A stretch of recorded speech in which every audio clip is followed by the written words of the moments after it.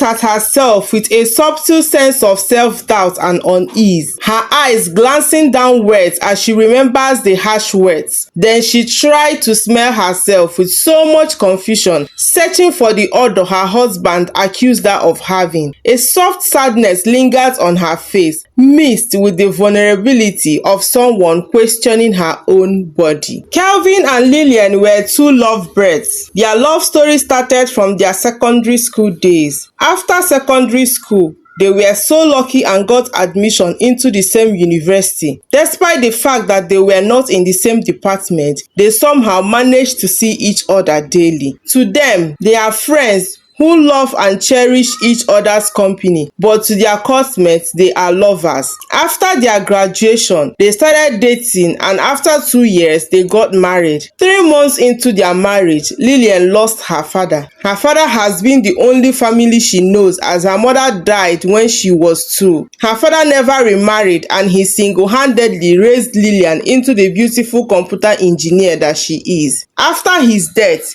Kelvin and his family became her only family. They showed her so much love and they lived happily. Lilian took in, and her pregnancy brought in more joy into their home. But as the pregnancy progressed, she started to see a version of Kelvin that she never knew existed. Nothing she ever did pleases Kelvin. He was always shouting at her like she was carrying a deadly disease. Her pregnancy wasn't easy at all, but she still tried so hard to look good just to please him.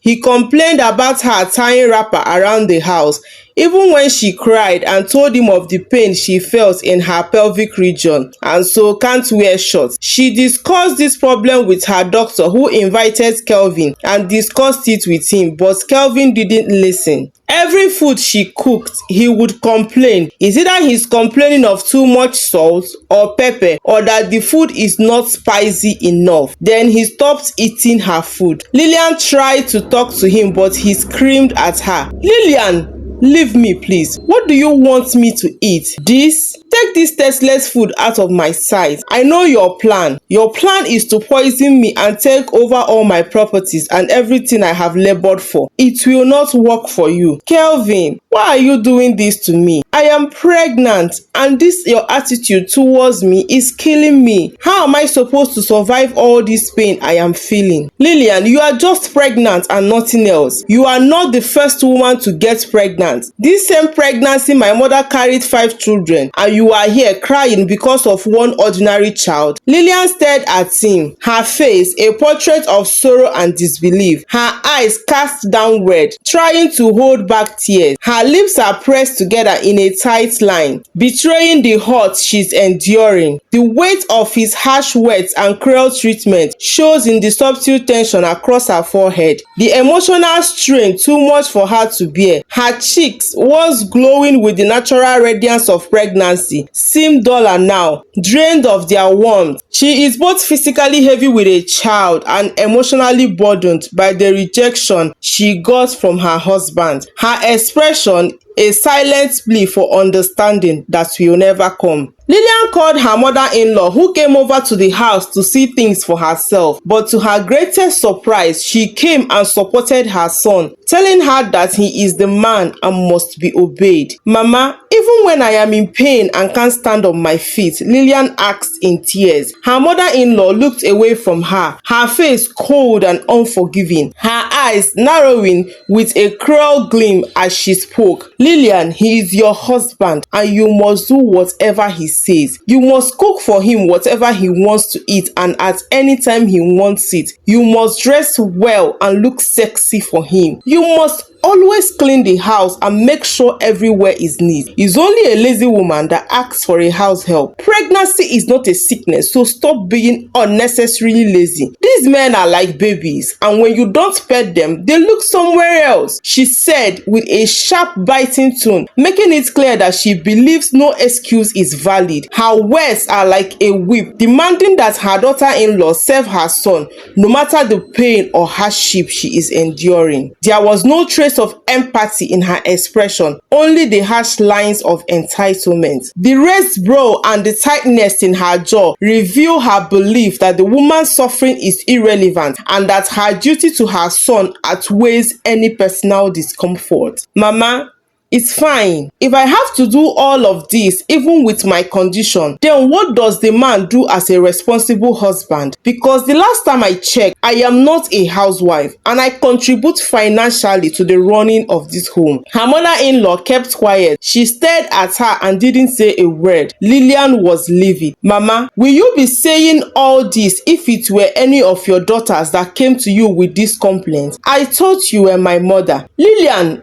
I am not your mother. I am your mother-in-law. My son's happiness is all that I care about. Mama, at the expense of my life and that of your grandchild, it's all right. I am happy that you have said your mind to me. You are my mother-in-law and not my mother. Lilian, for your information, we don't do CS in this family. It has to be vaginal delivery because my son doesn't have all that money to waste. Mama, when it's time, come and stop me from doing a CS. Kelvin started to keep late night. He would go to work and return by 10 p.m. and Lilian dares not question his movement or call him to know where he is. The worst part of it all is that at any time he returns home, she must wake up and serve him food. Lilian then starts to prepare his food and put in a flask so he could easily eat whenever he came home. But Kelvin would still wake her up demanding for his food. Lilian had no one to complain to as his entire family were in support of his wickedness towards her. She is not a church girl and that made it a whole lot worse. The only people she had were her friends. 2 are married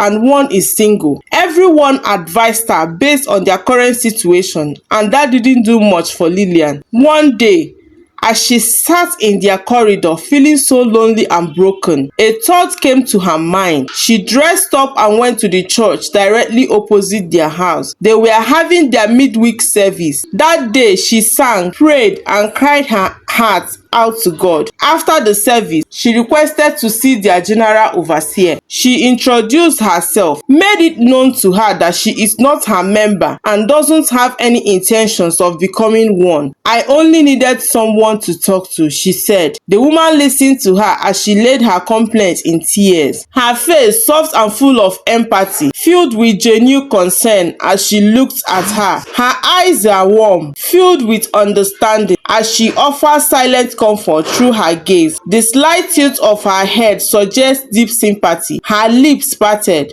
as if weighing the right words to say, yet unsure if they could ever be enough. Her expression is tender, almost protective as she moved closer, her hands reaching out in a quiet gesture of support. My dear, your husband is being so unfair to you. His behavior is unacceptable and inexcusable. He doesn't have any excuse to treat you with so much cruelty. You are this miserable because of him. Don't you have any family or friends you can move in with till you give birth? I do. But I don't want to leave my home. I don't want to be a burden to anyone. I sincerely wish to fight for my marriage. Do you need money to take care of yourself? I can give you some money, the woman said. No, ma, I am financially capable of taking care of myself and my unborn child. Then why are you still with such a terrible human? Anyway, if you chose to stay, you can. But with this his behavior, be careful not to take in again. In fact, you should consider ending the marriage after your delivery because a man who couldn't show you love and affection when you needed it the most cannot do anything for you. Lilian was shocked at her words. She had expected to hear something different from that.